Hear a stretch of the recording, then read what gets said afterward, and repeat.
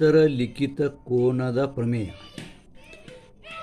ಏನಿದೆ ಅಂತರ್ಲಿಖಿತ ಕೋನದ ಪ್ರಮೇಯ? ವರ್ತುಳದ ಅಂತರಲಿಖಿತ ಮಾಡಿದ ಕೋನದ ಅಳತೆಯು ಅದರ ಅಂತರಖಂಡಿತ ಮಾಡಿದ ಕಂಸದ ಅರ್ಧದಷ್ಟು ಇರುತ್ತದೆ ಅನ್ನೋದನ್ನು ಸಿದ್ಧ ಮಾಡುವುದಿದೆ. ಇದನ್ನೇ ಏನಪ್ಪ ಅಂದ್ರೆ ಅಂತರ್ಲಿಖಿತ ಕೋನದ ಪ್ರಮೇಯ. ವರ್ತುಳದ ಅಂದಾಕ್ರೆ ಒಂದು ವರ್ತುಳವನ್ನು ತೆಗೆದೇವಿ, ಅಂತರ್ಲಿಖಿತ ಮಾಡಿದ ಕೋನ ಅಂದಾಗ ಇಲ್ಲಿ ಕೋನ್ ಬಿ ಎ ಸಿ ಇದು ಅಂತರ್ಲಿಖಿತ ಕೋನ.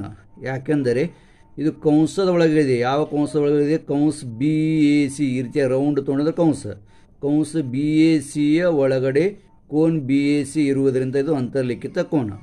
ಅಂತರ್ಲಿಖಿತ ಮಾಡಿದ ಕೋನದ ಅಳತೆಯು ಅದು ಅಂತರಖಂಡಿತ ಮಾಡಿದ ಕಂಸದ ಅರ್ಧದಷ್ಟಿರುತ್ತದೆ.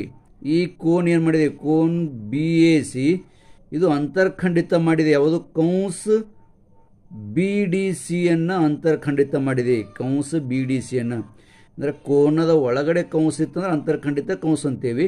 ಆದ್ದರಿಂದ ಕಂಸ ಬಿ ಡಿ ಸಿಯನ್ನು ಅಂತರ್ಖಂಡಿತ ಮಾಡಿದೆ. ಈ ಕಂಸದ ಅಳತೆ ಅರ್ಧದಷ್ಟು ಈ ಕೋನ್ ಬಿ ಎ ಸಿ ಇರುತ್ತದೆ ಅನ್ನೋದನ್ನು ಸಿದ್ಧ ಮಾಡುವುದಿದೆ. ಪಕ್ಷ ನೋಡ್ರಿ, ಕೇಂದ್ರ ಓ ಇರುವ ವರ್ತುಳದಲ್ಲಿ ತೋರಿಸಿದ್ದೇವೆ. ಕೋನ್ ಬಿ ಎ ಸಿ ಇದು ಕಂಸ ಬಿ ಎ ಸಿದಲ್ಲಿ ಅಂತರ್ಲಿಖಿತ ಮಾಡಿದೆ. ಅದನ್ನೇ ಇಲ್ಲಿ ಹೇಳಿದ್ದೇನೆ. ಕೋನ್ ಬಿ ಎ ಸಿ ಏನಿಗಿದೆ? ಕಂಸ ಬಿ ಎ ಸಿಯಲ್ಲಿ ಅಂತರ್ಲಿಖಿತ ಮಾಡಿದೆ ಮತ್ತು ಕೋನ್ ಬಿ ಎ ಸಿಯಲ್ಲಿ ಕಂಸ ಬಿ ಡಿ ಸಿ ಅಂತರ್ಖಂಡಿತವಾಗಿದೆ. ಈ ಕೋನ್ ಬಿ ಎ ಸಿಯ ಒಳಗಡೆ ಏನದ? ಕಂಸ ಬಿ ಡಿ ಸಿ ಅಂತರ್ಖಂಡಿತವಾಗಿದೆ. ಸಾಧ್ಯ ಏನು ಮಾಡೋದದ? ಕೋನ್ ಬಿ ಎ ಸಿ ಅಂತ ಕೋನದ ಅಂತರ್ಲಿಖಿತ ಕೋನದ. ಯಾಕಂದ್ರೆ ಕಂಸದ ಒಳಗಡೆ ಅದ.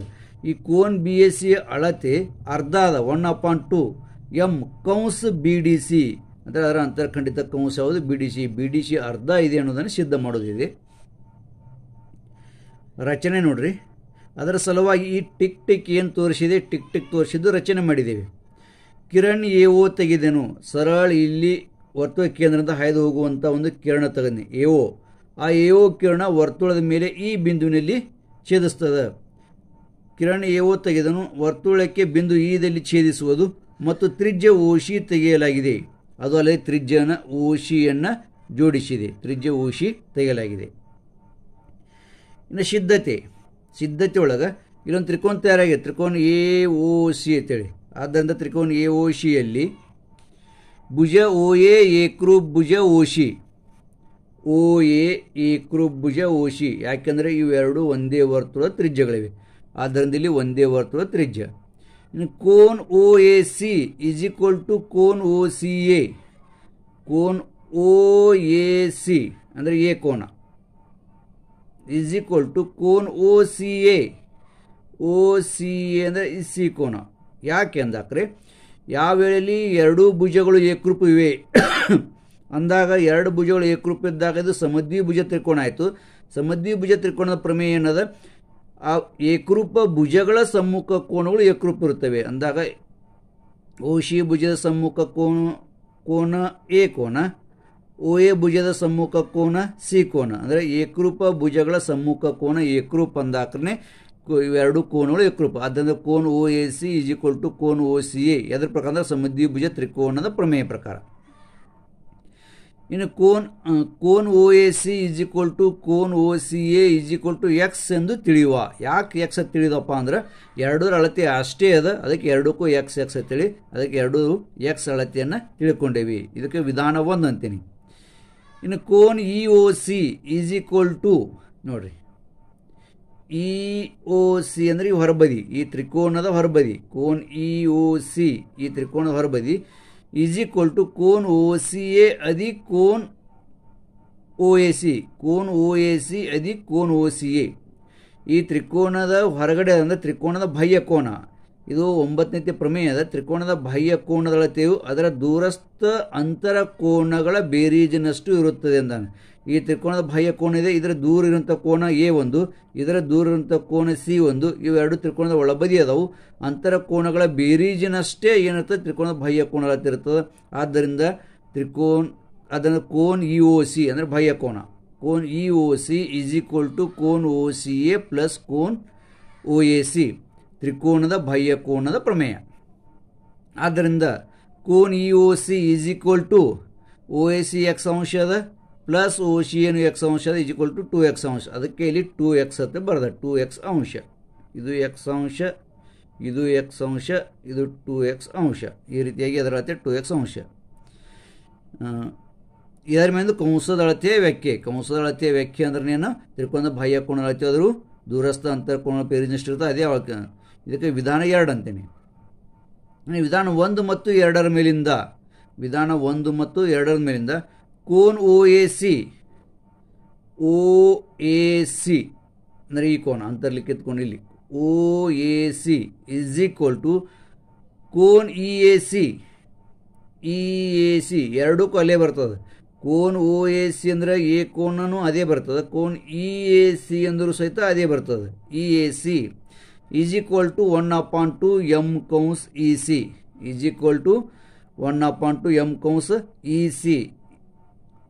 ಇದರ ಅಳತೆ ಏನದ ಅರ್ಧ ಇದೆ, ಅದರದ್ದು ECದ ಅರ್ಧ ಅದ. ಯಾಕಂದ್ರೆ ನೋಡ್ರಿ ಇಲ್ಲಿ EC ಇದಕ್ಕೆ ವಿಧಾನ 3 ಅಂದೆ 1/2 m ಕೌನ್ಸ್ EC. ಯಾಕೆ ಅಂದೇವಪ್ಪ ಅಂದ್ರೆ ಇದು ಕೇಂದ್ರೀಯ ಕೋನ, ತ್ರಿಕೋನದ ಬಾಹ್ಯ ಕೋನ 2x ಅಂಶ ಏನದ ಕೇಂದ್ರೀಯ ಕೋನದ.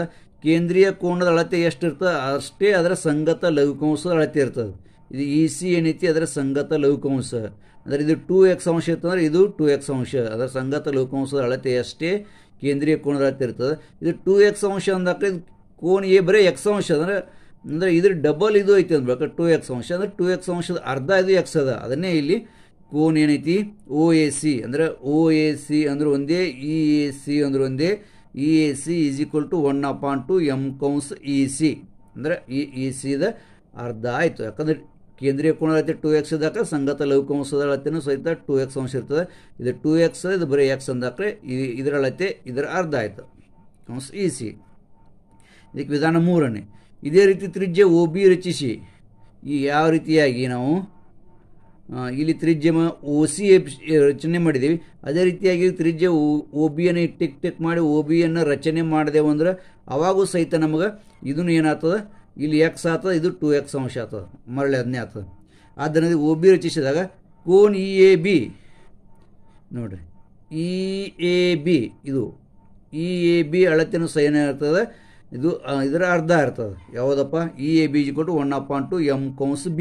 ಈ ಪೂರ್ಣ ಕಂಸದ B ಅರ್ಧ ಅಂದರೆ ಇದೇ ರೀತಿಯಾಗಿ ಈಚೆ ಕಡೆ ನಮ್ಗೆ ಮಾಡ್ಲಾ ಬರ್ತದೆ ಅರ್ಥ. ಇದು x ಅಂಶ ಆಯಿತು, ಇದು x ಅಂಶ ಆಯಿತು, ಮತ್ತು ಎರಡು ತ್ರಿಜ್ಯಗಳು ಏಕರೂಪದಾಕರೆ ಸಮ್ಮುಖ ಕೋನಗಳು ಏಕರೂಪ. ಇದು x ಆಯಿತು, ಮತ್ತು ಅದ್ರ ಬಾಹ್ಯ ಕೋನ ಇದು 2x ಆಗ್ತದೆ. ಇದು 2x ಅಂದರೆ ಇದು 2x ಆಗ್ತದೆ. ಅಂದರೆ ಇದೇ ರೀತಿಯಾಗಿ ಈ ಕಡೆದು ಸಹಿತ ಮಾಡ್ಲಾ ಬರ್ತದೆ. ಅಂದಾಕ್ರೆ ಕೋನ್ EAB ಅಂದಾಕ್ರೆ ಈ ಕೋನ ಎ ಕೋನ ಇದರ ಅರ್ಧನೇ ಏನಾಗ್ತದೆ, ಇದು ಏನಾಗ್ತದೆ ಇದರ ಅರ್ಧ ಆಗ್ತದೆ B. ಇದು ಕೋನ್ EAB is equal to 1/2 m ಕೌನ್ಸ್ B. ಅಂದರೆ ಇದು ಒಂದು ಮಾಡ್ದಂಗೆ ಇದೇ ರೀತಿಯಾಗಿ ಮಾಡೋದನ್ನು B ಎಂದು ಸಿದ್ಧ ಮಾಡಲು ಬರುವುದು. ಅದೇ ರೀತಿಯಾಗಿ ಸಿದ್ಧ ಮಾಡ್ಲಿಕ್ಕೆ ಬರ್ತದೆ. ಇದು 3ನೇದು ಅಂದೇವು, ಇದಕ್ಕೆ 4ನೇದು. ಇನ್ನು 3 ಮತ್ತು 4ರ ಮೇಲಿಂದ ಏನು ತಿಳಿದು ಬರ್ತದೆ ನೋಡ್ರಿ. ಕೋನ್ EAC ಪ್ಲಸ್ ಕೋನ್ EAB 3ನೇದೇನದ EAC ಅದ, 4ನೇದೇನದ EAB ಅದ. ಇವೆರಡು ಬೇರೀಸ್ ಮಾಡ್ತೀನಿ. ಕೋನ್ EAC ಪ್ಲಸ್ ಕೋನ್ EAB is equal to 1/2 m ಕೌನ್ಸ್ EC. ಕೋನ್ EAC ಈಸ್ ಈಕ್ವಲ್ ಟು ಏನದ 1/2 m ಕೌನ್ಸ್ EC ಅದ. ಇದ್ರ ಈಸ್ ಈಕ್ವಲ್ ಟು ಇಲ್ಲಿ ಇಟ್ನಿ ಪ್ಲಸ್ಕ್ಕೆ ಪ್ಲಸ್ ಕೋನ್ EAB ಅದ, ಇದ್ರ ಈಸ್ ಈಕ್ವಲ್ ಟು 1/2 m ಕೌನ್ಸ್ B ಅದ. ಅದನ್ನು ಕೋನ್ EAB ಈಸ್ ಈಕ್ವಲ್ 1/2 m ಕೌನ್ಸ್ BE ಇದನ್ನ ಇಟ್ನಿ. ಎರಡು ಒಂದು 3 ಮತ್ತು 4ರ ಮೇಲಿಂದ ಅಂದ್ರೆ ಅವುಗಳು ಬೇರೀಸ್ ಮಾಡಲಾಗಿ. ಕೋನ್ EAC ನೋಡ್ರಿ EAC ಅಂದರೆ ಇದು EAC ಈ ಕೋನ, ಮತ್ತು ಕೋನ್ EAB ಇವುಗಳ ಬೇರೀಸು ಪ್ಲಸ್ ಇವುಗಳ ಬೇರೀಸ್ ಅಂದಾಗ ಕೋನ್ ದೊಡ್ಡ ಆಗ್ತದೆ, ಕೋನ್ BAC ಆಗ್ತದೆ. ಮೊದಲು EAC ಅಂದರೆ ಇಷ್ಟೇ ಆಗ್ತದೆ ಈ ಬದಿಯಲ್ಲಿ, EAB ಅಂದರೆ ಈ ಬದಿ ಆಗ್ತದೆ. ಇವುಗಳ ಪ್ಲಸ್ ನಡು ಪ್ಲಸ್ ಹೇಳಿದ್ರೆ ಬೇರೀಸ್ ಅಂದ್ರೆ ಕೋನ್ ದೊಡ್ಡದಾಗ್ಬಿಡ್ತದೆ, ಕೋನ್ BAC ದೊಡ್ಡದಾಗ್ತದೆ. ಫೋರ್ ಕೋನ್ BAC ಈಸ್ ಈಕ್ವಲ್ ಟು ಇಲ್ಲಿ 1/2 ಅದ, ಇಲ್ಲಿ 1/2 ಅದ, 1/2 ಕಾಮನ್ ಹೊರ ತೆಗೆದ್ನಿ. ಒಳಗೆ ಏನು ಹೋಯ್ತು m ಕೌನ್ಸ್ EC ಪ್ಲಸ್ m ಕೌನ್ಸ್ ಅಂದ್ರೆ ಮೆಜರ್ ಆಫ್ ಕೌನ್ಸ್ B ಇವೆರಡು ಉಳಿದು. ದೇರ್ಫೋರ್ ಕೋನ್ BAC is equal to 1/2 measure of ಕೌನ್ಸ್ ಇ ಸಿ ನೋಡ್ರಿ, ಇ ಸಿ ಅಂದರೆ ಎಷ್ಟು, E C plus B E, B ಅಂದರೆ ಎಷ್ಟು, ಬಿ ಇಷ್ಟು ಪ್ಲಸ್ ಇ ಸಿ ಇಷ್ಟು, ಇವೆರಡು ಕೂಡ್ಸಂಗ್ ಕೂರ್ಣ ಏನತ್ತೆ ಬಿ ಸಿ ಆಗ್ತದೆ ಅಥವಾ ಬಿ ಡಿ ಸಿ ಆಗ್ತದೆ. ಅದಕ್ಕೆ 1/m ಕೌನ್ಸ್ ಬಿ ಡಿ ಸಿ ಇದನ್ನೇ ನಮಗೆ ಸಿದ್ಧ ಮಾಡೋದದ. ಈ ರೀತಿಯಾಗಿ ಅಂತರ್ಲಿಖಿತ ಕೋನದ ಅಳತೆಯು ಅದರ ಅಂತರ್ಖಂಡಿತವಾದ ಕಂಸ, ಇಲ್ಲಿ ಬಿ ಡಿ ಸಿ ಕಂಸದ ಈ ಕಂಸದ ಅಳತೆ ಅರ್ಧದಷ್ಟು ಇರುತ್ತದೆ ಎಂದು ಸಿದ್ಧವಾಗುತ್ತದೆ. ಇಲ್ಲೊಂದು ಪ್ರಮೇಯ ನೋಡಿ, ಒಂದೇ ಕಂಸದಲ್ಲಿ ಅಂತರ್ಲಿಖಿತವಾದ ಎಲ್ಲ ಕೋನಗಳು ಏಕರೂಪ ಇರುತ್ತವೆ. ಇದು ಪ್ರಮೇಯ ಇದೆ. ಒಂದೇ ಕಂಸದಲ್ಲಿ ಅಂದಾಕ ಮೊದಲು ವರ್ತುಳ ತೆಗಿಬೇಕು. ಇಲ್ಲೊಂದು ವರ್ತುಳ ತೆಗೆದಿದೆ, ಅದಕ್ಕೆ ಕೇಂದ್ರದ ಹೆಸರು ಓ ಅಂದಿದೆ, ಅದಕ್ಕೆ ಓ ಕೇಂದ್ರ ಇರುವ ವರ್ತುಳದಲ್ಲಿ ಅಂದೇವಿ. ಅಂತರ್ಲಿಖಿತವಾದ ಎಲ್ಲ ಕೋನಗಳು ಅಂದಾಗ ಇಲ್ಲಿ ಅನೇಕ ಕೋನ ತೆಗೆದಿಲ್ಲ, 2 ಕೋನಗಳನ್ನು ತೆಗೆದು ಇಲ್ಲಿ ತೋರಿಸಲಾಗಿದೆ. 2 ಕೋನಗಳಲ್ಲಿ ತೆಗೆದು ತೋರಿಸಲಾಗಿದೆ. ಒಂದು ಕೋನ್ ಪಿ ಕ್ಯೂ ಆರ್, ಮತ್ತೊಂದು ಕೋನ್ ಪಿ ಎಸ್ ಆರ್. ಹೌದು, ಎಲ್ಲ ಕೋನಗಳು ಏಕರೂಪ ಇರುತ್ತವೆ. ಅಂತರ್ಲಿಖಿತವಾದ ಅಂದಾಕ್ರೆ ಇವು 2 ಕೋನಗಳು ಏನಿವೆಯಪ್ಪ ಅಂದ್ರೆ ಕಂಸ ಪಿ ಕ್ಯೂ ಆರ್ ಪೂರ್ಣ ರೌಂಡ್, ಕಂಸ ಪಿ ಕ್ಯೂ ಆರ್, ಈ ಕಂಸದ ಒಳಗಡೆ ಇವೆರಡು ಕೋನ ಇರುವುದರಿಂದ ಇವೆರಡು ಅಂತರ್ಲಿಖಿತ ಕೋನ. ಇವೆರಡೂ ಕೋನಗಳು ಏಕರೂಪ ಇರುತ್ತವೆ ಅಂದಾನೆ. ಯಾಕಂದರೆ ಒಂದೇ ಕಂಸದ ಒಳಗಡೆ ಇವೆ, ಒಂದೇ ಕಂಸದ ಒಳಗಡೆ ಇವೆರಡು ಕೋನಗಳಿವೆ, ಇವು ಏಕರೂಪ ಇರುತ್ತವೆ ಅನ್ನೋದನ್ನು ಸಿದ್ಧ ಮಾಡುವುದಿದೆ. ಕಂಸದ ಅಂತ್ಯ ಬಿಂದುಗಳೇ ಪಿ ಮತ್ತು ಆರ್, ಇವು ಕಂಸದ ಅಂತ್ಯ ಬಿಂದುಗಳದಾವು. ಈ ಕಂಸದ ಅಂತ್ಯ ಬಿಂದುಗಳೇ ಕೋನದ ಭುಜದ ಮೇಲಿನ ಬಿಂದುಗಳಿವೆ ಅಂದಾಗ ಇವೆರಡು ಏನದಾವು ಅಂತರ್ಲಿಖಿತ ಕೋನಗಳದಾವು. ಪಕ್ಷ ನೋಡ್ರಿ, ಓ ಕೇಂದ್ರ ಇರುವ ವರ್ತುಳದಲ್ಲಿ ಕೋನ್ ಪಿ ಕ್ಯೂ ಆರ್ ಮತ್ತು ಕೋನ್ ಪಿ ಎಸ್ ಆರ್ ಇವು ಕೌನ್ಸ್ ಪಿ ಕ್ಯೂ ಆರ್ದಲ್ಲಿ ಅಂತರ್ಲಿಖಿತ ಮಾಡಿದೆ. ಕೌನ್ಸ್ ಪಿ ಕ್ಯೂ ಆರ್ದಲ್ಲಿ ಇವೆರಡು ಕೋನಗಳು ಅಂತರ್ಲಿಖಿತವಾಗಿವೆ, ಕೋನ್ ಪಿ ಕ್ಯೂ ಆರ್ ಮತ್ತು ಕೋನ್ ಪಿ ಎಸ್ ಆರ್.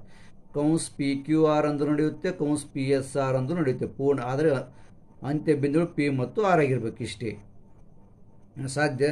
ಕೋನ್ ಪಿ ಕ್ಯೂ ಆರ್ ಏಕರೂಪ್ ಕೋನ್ ಪಿ ಎಸ್ ಆರ್, ಇವೆರಡು ಕೋನಗಳು ಏಕರೂಪ ಇವೆ ಅಂತ ಸಿದ್ಧ ಮಾಡೋದಿದೆ. ಸಿದ್ಧತೆ ನೋಡ್ರಿ, ಕೋನ್ ಪಿ ಕ್ಯೂ ಆರ್ ಮತ್ತು ಕೋನ್ ಪಿ ಎಸ್ ಆರ್ ಇವು ಕೌನ್ಸ್ ಪಿ ಕ್ಯೂ ಆರ್ದಲ್ಲಿ ಅಂತರ್ಲಿಖಿತವಾಗಿವೆ. ಇವೆರಡು ಏನಾಗ್ಯವು, ಇವು ಒಂದೇ ಕೌನ್ಸದಲ್ಲಿ ಅಂತರ್ಲಿಖಿತವಾಗಿವೆ. ಇದು ಪಕ್ಷ ಒಳಗೆ ಕೊಟ್ಟಾನು, ಅದಕ್ಕಿಲ್ಲಿ ಪಕ್ಷ. ಕೌನ್ಸ್ P T R, P T R ಅಂದರೆ ಇದು ಕೌನ್ಸ್ ಪಿ ಟಿ ಆರ್, ಇದು ಕೋನ್ ಪಿ ಕ್ಯೂ ಆರ್ ಮತ್ತು ಕೋನ್ ಪಿ ಎಸ್ ಆರ್ ದ ಅಂತರ್ಖಂಡಿತ ಕಂಸವಿದೆ. ಇವೆರಡೂ ಈ ಕೌನ್ಸ್ ಪಿ ಟಿ ಆರ್ ಏನಿದೆಯಲ್ಲ, ಇದು ಕೋನ್ ಪಿ ಕ್ಯೂ ಆರ್ ದ ಒಳಗಡೆನೂ ಇದೆ, ಕೋನ್ ಪಿ ಎಸ್ ಆರ್ ದ ಒಳಗಡೆ ಇದೆ. ಕೋನದ ಒಳಗಡೆ ಇರುವ ಕಂಸಕ್ಕೆ ಅಂತರ್ಖಂಡಿತ ಕಂಸ ಅನ್ನುತ್ತಾರೆ. ಆದ್ದರಿಂದ ಇವು ಎರಡೂ ಕೋನದ ಒಳಗಡೆ ಈ ಕಂಸ ಬರುತ್ತದೆ.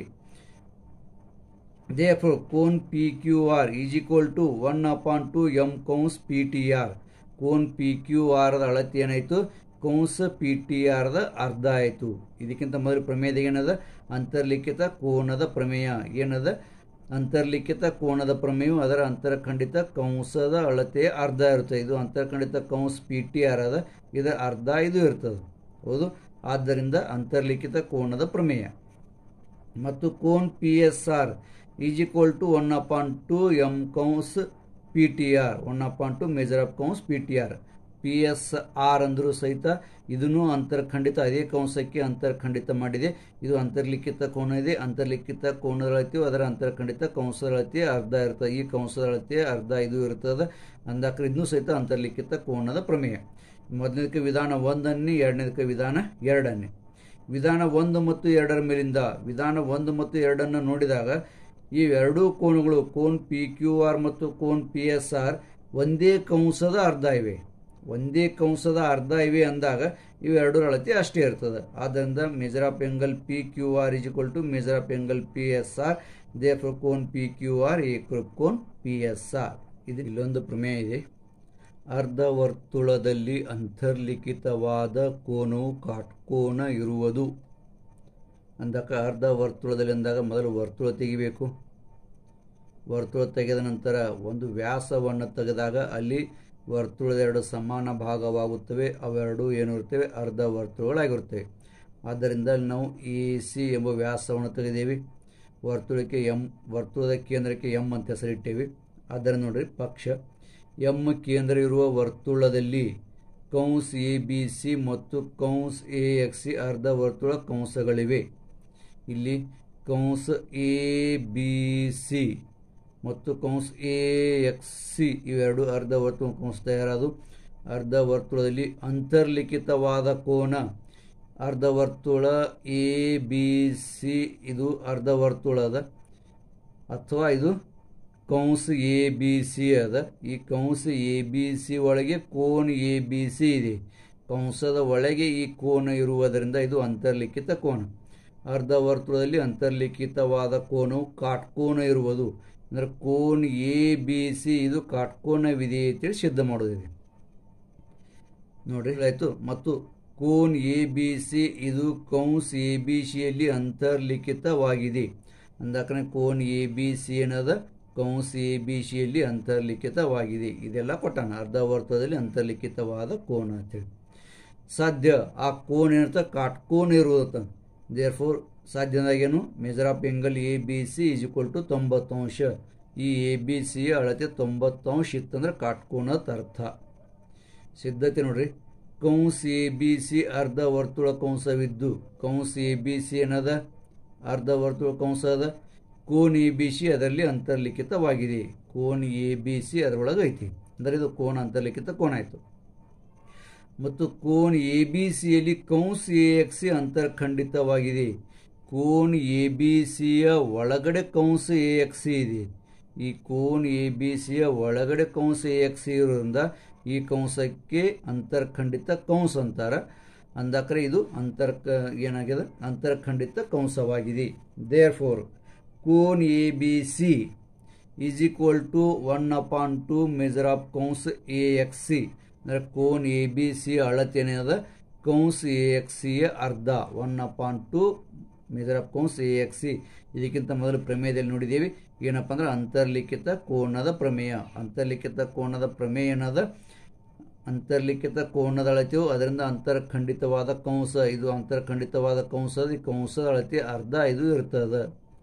ಅದಕ್ಕೆ ಅಂತರ್ಲಿಖಿತ ಕೋನದ ಪ್ರಮೇಯ. ಎರಡನೇದ್ದು ದೇರ್ಫೋರ್ ಕೋನ್ A B C is equal to 1/2 into 180 ಅಂಶ. ಯಾಕಂದ್ರೆ ಕೌಂಸ್ ಎ ಎಕ್ಸ್ ಸಿ ಇದು ಅರ್ಧವರ್ತುಳ ಕಂಸ ಅದ. ಅರ್ಧವರ್ತುಳ ಕಂಸದ ಅಳತೆ 180 ಅಂಶ. ಯಾಕಂದ್ರೆ ಅರ್ಧವರ್ತುಳ ಕಂಸದ ಅಳತೆ 180 ಅಂಶ. ದೇರ್ಫೋರ್ ಕೋನ್ A B C is equal to ಇಲ್ಲಿ ಎರಡರಲ್ಲಿ ಭಾಗಗಳಂದ್ರೆ 2 1 2 2 9 18 ಅಂದ್ರೆ 8 ಬರ್ತದೆ 90 ಅಂಶ ಬರ್ತದೆ. ಕೋನ್ A B C is equal to 90 ಅಂಶ. ಎ ಬಿ ಸಿ ಅಳತೆ 90 ಅಂಶ ಬಂದಿರೋದ್ರಿಂದ ಇದು ಏನಪ್ಪ ಅಂದ್ರೆ ಕಾಟ್ಕೋನ ತ್ರಿಕೋನ ವಿಧಿ. ಕಾಟ್ಕೋನ ವಿಧಿ ಅಂದರೆ ಕೋನವು ಕಾಟ್ಕೋನ ಇರುವುದು ಅಂತ ಸಿದ್ಧ ಮಾಡೋದು.